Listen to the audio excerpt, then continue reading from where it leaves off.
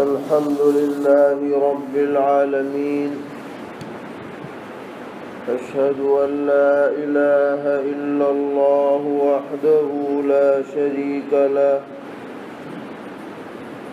وأشهد أن سيدنا ومولانا محمدًا عبده ورسوله صلى الله تبارك وتعالى عليه وعلى آله وأصحابه وذرياته أجمعين. أما بعد فقد قال رسول الله صلى الله تعالى عليه وسلم: يا معشر الشباب من استطاع منكم الباءة فليتزوج فإنه أغض للبصر وأحصن للفرج ومن لم يستطع فعليه بالصوم فإنه له وجاء أو كما قال صلى الله تعالى عليه وسلم. محترم بھائیوں اور بزرگوں، اللہ تعالیٰ نے ہمیں جو دین عطا فرمایا ہے وہ دین فطرت ہے۔ دین فطرت ہونے کا مطلب یہ ہے کہ انسان کی جو طبعی ضرورتیں ہیں شریعت میں ان کا بھی پورا خیال رکھا گیا ہے،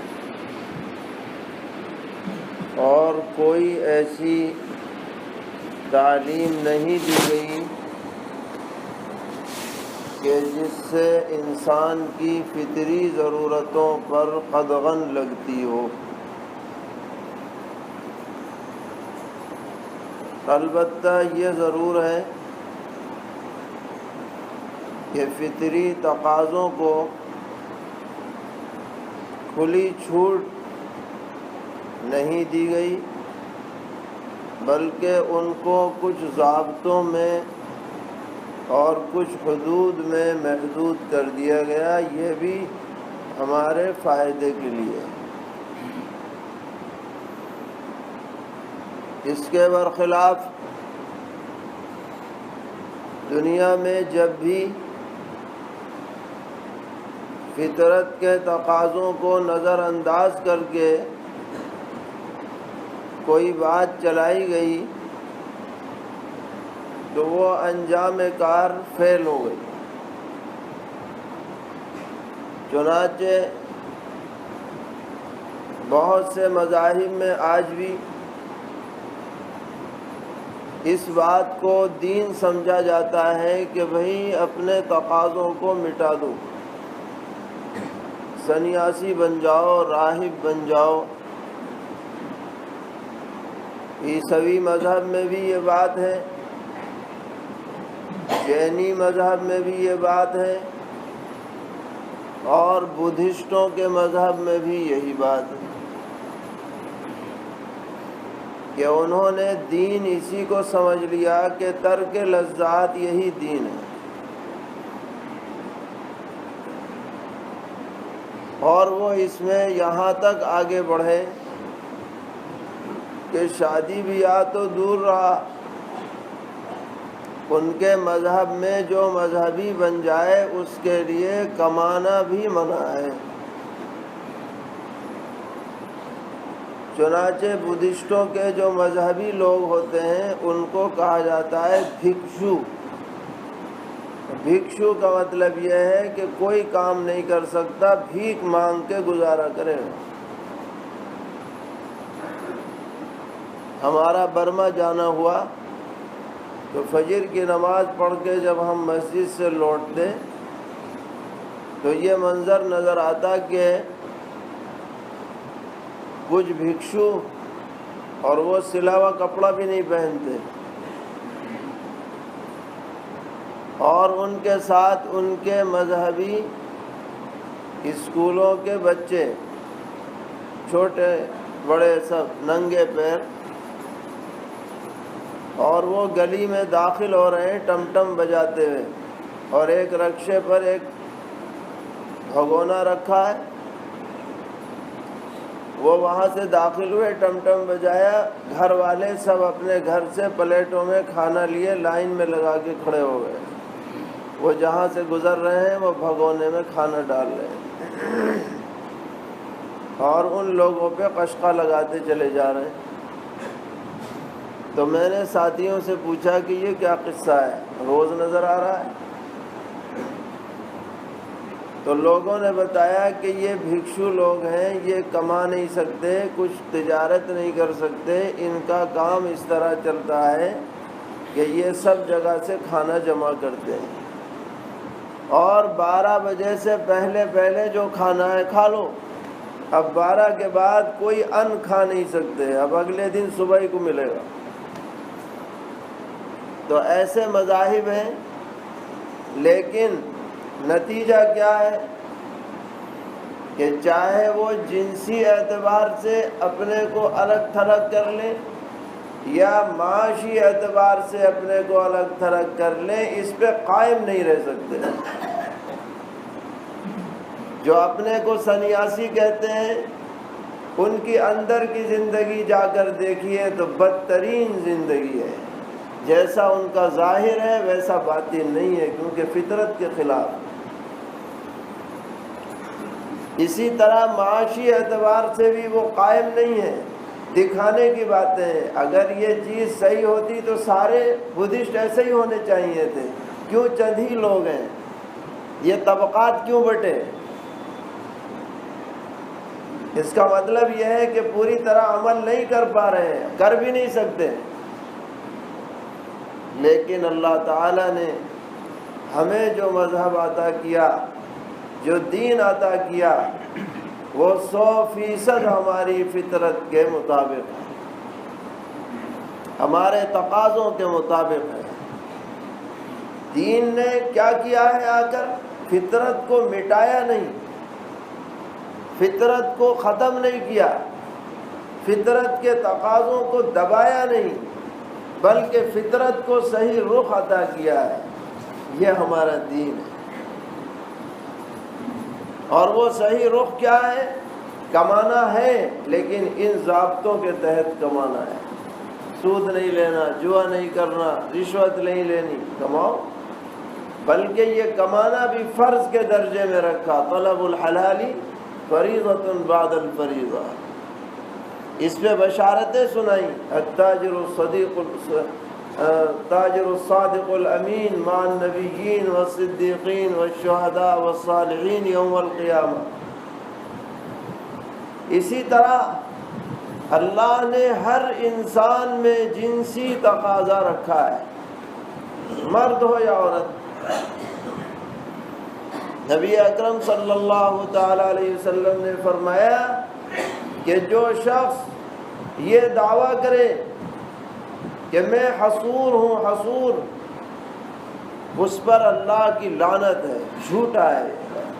حصور کا مطلب مرد ہونے کے باوجود میرے دل میں کبھی عورت کا خیال نہیں آیا، جو یہ دعویٰ کرے وہ جھوٹا ہے۔ حضور فرما رہے ہیں ملعون ہے یہ آدمی۔ جب مرد ہے تو عورت کا خیال ذہن میں آئے گا، جب عورت ہے تو مرد کا خیال ذہن میں آئے گا، یہ فطرت ہے۔ لیکن اب اس فطری ضرورت کو پورا کیسے کیا جائے؟ تو دنیا میں 2 نمونے سامنے آئے۔ یورپین والوں نے کیا کیا کہ بھائی جس سے چاہے، جب چاہے، جہاں چاہے فائدہ اٹھاؤ۔ تو نتیجہ کیا نکلا کہ وہاں انسانوں میں اور کتے بلیوں میں کوئی فرق نہیں رہا، اور سب سے بڑی مصیبت یہ آئی کہ نہ مرد بچے کو پالنے کو تیار، نہ عورت تیار، کیونکہ وہاں تو خواہش ہی خواہش سب رہ گئی، خاندانی سسٹم تباہ ہو گیا۔ بچے کو جو خالاؤں کی، پھوپھیوں کی، رشتہ داروں کی محبتیں ملنی چاہیے، وہاں اس کا تصور ہی نہیں۔ وہاں تو اسپتالوں میں بچے پل لیں، نظام ہی سارا خربتے میں پڑ گیا ہے، انسانیت ہی فراموش ہو گئی۔ بچے بھی اسپتالوں میں پل رہے ہیں، بوڑھے بھی اسپتالوں میں پل رہے ہیں۔ یہ آزاد روی کا نتیجہ ہے۔ کوئی ماں باپ کی عظمت کرنے کو تیار نہیں، انسانیت کا جنازہ نکل گیا۔ اور جنہوں نے بندش لگائی ان کا حال میں نے بتایا، تو شریعت نے یہ کہا کہ والذین هم لفروجهم حافظون الا علی ازواجہم،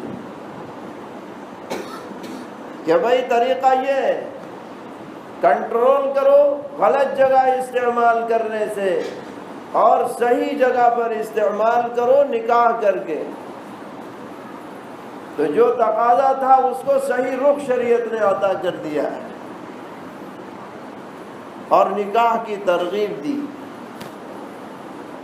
جو حدیث میں نے آپ کے سامنے پڑھی تمام جوانوں سے خطاب ہے، یا معشر الشباب من استطاع منکم الباءۃ، اے جوانوں تم میں سے جو بھی حقوق زوجیت ادا کرنے پر قدرت رکھے، فلیتزوج، اسے کیا کرنا ہے؟ شادی کرنی۔ اس کا فائدہ جو ظاہری نظر آئے گا وہ کیا ہے؟ فَإِنَّهُ أَغَضُّ لِلْبَصَرِ، شادی کرنے سے نگاہ غلط جگہ پڑنے سے جھک جائے گی۔ وَأَحْصَنُ لِلْفَرْجِ، عفت اور پاک دامنی نصیب ہوگی۔ اس کا مطلب یہ نہیں ہے کہ اور کوئی فائدہ نہیں، یہ تو ایک موٹی موٹی بات ذکر کر دی، ورنہ اس سے تعمیر انسانیت ہوگی، اس سے نیک اولاد وجود میں آئے گی، اس سے خاندانوں میں جوڑ پیدا ہوگا۔ دنیا میں خاندانوں میں جوڑ پیدا کرنے کا سب سے بڑا ذریعہ نکاح ہے۔ پیغمبر علیہ السلام نے فرمایا لم تر للمتحابین مثل النکاح، دو آدمیوں میں محبت پیدا کرنے میں جو نکاح کو دخل ہے وہ کسی اور چیز کو دخل نہیں۔ ابھی نکاح ہونے والا ہے، پوچھا جائے گا دولہا میاں سے کہ فلاں کی بچی تمہارے نکاح میں دی جا رہی ہے، تو یہ سب مجمع کے سامنے کیا کرے گا کہ میں نے اس کو قبول کیا؟ بتاؤ کہے گا کہ نہیں؟ تو لوگ تو یوں سمجھتے ہیں کہ اس نے خالی بیگم کو قبول کیا ہے۔ خالی بیگم قبول نہیں ہوتی۔ جب اس نے یہ لفظ کہا کہ میں نے اس کو قبول کیا، تو اس کے اندر یہ بھی شامل ہے کہ بحیثیت بیوی کے میں نے اس عورت کو قبول کیا، اور بحیثیت ماں باپ کے اس عورت کے ماں باپ کو بھی قبول کیا ہے، بحیثیت بھائی بہنوں کے اس کے بھائی بہنوں کو بھی قبول کیا ہے، بحیثیت رشتہ داروں کے اس کے رشتہ داروں کو بھی قبول کیا ہے۔ اور جو شوہر بیوی کے ماں باپ کو اپنے سگے ماں باپ کے درجے میں نہ رکھے، اس کی ازدواجی زندگی پوری طرح کامیاب نہیں ہو سکتی۔ اسی طرح جب بچی سے اجازت لینے آپ جاتے ہیں اور اس کی اجازت ملتی ہے، تو خالی اپنی ذات کی اجازت نہیں ہے، پورے خاندان کی اجازت ہے۔ اس سے جوڑ پیدا ہوتا ہے، اس سے محبتیں عام ہوتی ہیں، اور جو تقاضا ہے فطری اس کو صحیح رخ ملتا ہے۔ اتنی بڑی عبادت ہے نکاح۔ پیغمبر علیہ السلام فرما رہے ہیں النکاح من سنتی، نکاح میری سنت۔ بعض اکابر سے منقول ہے، فقہا سے، کہ پہلے یہ سمجھا جاتا تھا کہ نفلیں پڑھنا افضل ہے نکاح سے، لیکن جب نکاح کر کے نون تیل لکڑی کا پتہ چلا تو کہنے لگے جی نکاح افضل ہے، کیونکہ اس سے بہت سی چیزیں وابستہ ہیں۔ نکاح سے کتنے حقوق آدمی ادا کرتا ہے۔ لوگ سمجھتے ہیں کہ یہ خالی شادی ہے، شادی فارسی کا لفظ ہے، مفتی صاحب بتائیں ہے یا نہیں؟ شادی کا مطلب خوشی۔ حضرت تھانوی قدس سرہ نے لکھا کہ دنیا میں سب سے بڑی خوشی نکاح کی ہے۔ نوجوانوں سے پوچھو، نکاح کا نام آتے ہی جو ہے لڈو پھوٹنے لگتے ہیں، دل میں خیالات آنے لگتے ہیں۔ تو حضرت علی کرم اللہ تعالی وجہ سے پوچھا، حضرت نکاح کیا ہے؟ فرمایا سرور و شہرین، ایک مہینے کی خوشی ہے بس۔ کہ پھر کیا ہے کہ ثم کسر و ظہرین، پھر تو کمر توڑ ہے، ابھی تو اپنے ہی بوجھ تھا، اب بیگم کا بھی اٹھاؤ، اور بچے ہو جائیں تو ان کا بھی کیا ہے اٹھاؤ۔ کہ جی پھر کیا ہے؟ فرمایا ثم هموم دہر، پھر تو زندگی کا روگ لگ گیا۔ لیکن دنیا کا دستور یہ ہے، اگر یہ نہ رہے تو دنیا آباد کیسے رہے؟ اللہ نے آبادی کے لیے یہ طریقہ تجویز فرمایا۔ نکاح کے خطبے میں سورہ نساء کی پہلی آیت میں پورا منظر کھینچ کے بتلا دیا گیا ہے۔ الذي خلقكم من نفس واحدة وخلق منها زوجها وبث منهما رجالا كثيرا ونساء، پوری ترتیب بدل۔ فاتقوا الله الذي تساءلون به والارحام۔ تو یہ نکاح ان تمام حقوق کی وابستگی کی وجہ سے بہت بڑی عبادت بن جاتی ہے۔ بعض اکابر نے فرمایا کہ دنیا میں اس سے لمبی کوئی عبادت نہیں۔ 20 سال میں نکاح ہوا، 80 سال کی عمر ہوئی، 60 سال آدمی مسلسل نکاح کا میٹر عبادت کا چلتا رہے۔ نماز سے بھی لمبی ہے، روزے سے بھی لمبی، حج سے بھی لمبی، اعتکاف سے بھی لمبی، لیکن نکاح کو عبادت سمجھ کر کے انجام دیا جائے، ایک قابل اجر و ثواب عمل سمجھ کر کے انجام دیا جائے، اس کے حقوق کو پوری طرح بجا لایا جائے، شوہر بھی بیوی کے حقوق کو بجا لائے، بیوی بھی شوہر کے حقوق کو ادا کرے، تو یہ بہت بڑی سعادت بنتی ہے۔ میں بار بار یہ بات عرض کرتا ہوں کہ شوہر کو سمجھنا چاہیے کہ نکاح میں قربانی جو دے رہی ہے وہ بیوی دے رہی، شوہر نہیں دے رہا۔ شوہر تو اپنے گھر ہے، مزے میں، ماں باپ بھی اس کے ساتھ، بھائی بہن بھی اس کے ساتھ، رشتہ دار بھی اس کے ساتھ، اپنے وطن میں قربانی دے کے تو وہ بچی آ رہی ہے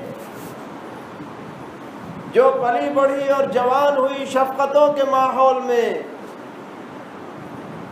رخصتی کے وقت ماں باپ کے دل سے پوچھو کہ ان کے دل پہ کیا گزرتی ہے، جب لخت جگر جدا ہوتا ہے پوچھو ان کے دل سے کیا گزرتی ہے، اور اس بچی سے پوچھو کہ کیسے مرحلے سے گزر کر کے وہ ہمارے گھر آتی ہے، ماں باپ کو چھوڑ کے آ رہی ہے، بھائی بہنوں کو چھوڑ کے آ رہی ہے، رشتہ داروں کو چھوڑ کر کے آ رہی ہے، بسا اوقات اپنے وطن کو چھوڑ کر کے آ رہی ہے تمہاری خاطر۔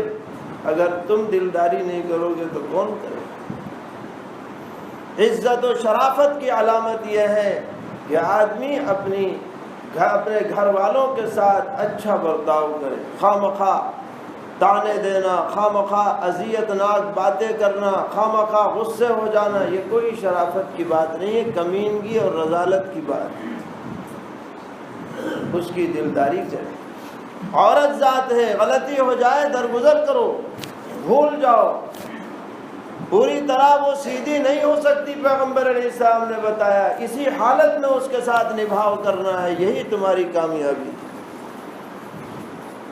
اسی طرح بیویوں کو بھی چاہیے کہ وہ اپنے شوہروں کے حقوق بجا لائیں۔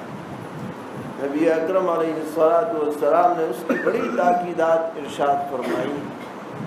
الغرض یہ نکاح ایک عبادت ہے، ایک سنت ہے، ایک انسانی ضرورت ہے۔ تمام پیغمبروں نے اس کو اختیار فرمایا، دو ایک کو چھوڑ کر۔ یہ ساری امت اور انسانیت کے لیے نمونہ ہے۔ ہم اس کی قدر کریں، اس کے حقوق بجا لائیں، تقاضوں کو پورا کریں، اور نکاح کی تقریب کو ایک عبادت کی تقریب سمجھیں، اس میں گناہ کی باتیں شامل نہ کریں، رسومات سے ہٹ کر کے نکاح کریں، شریعت کے تقاضوں کو پورا کریں، اللہ اور اس کے رسول کی خوشنودی کو پیش نظر رکھیں۔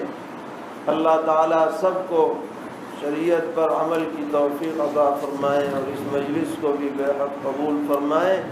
وآخر دعوانا الحمد للہ رب العالمین۔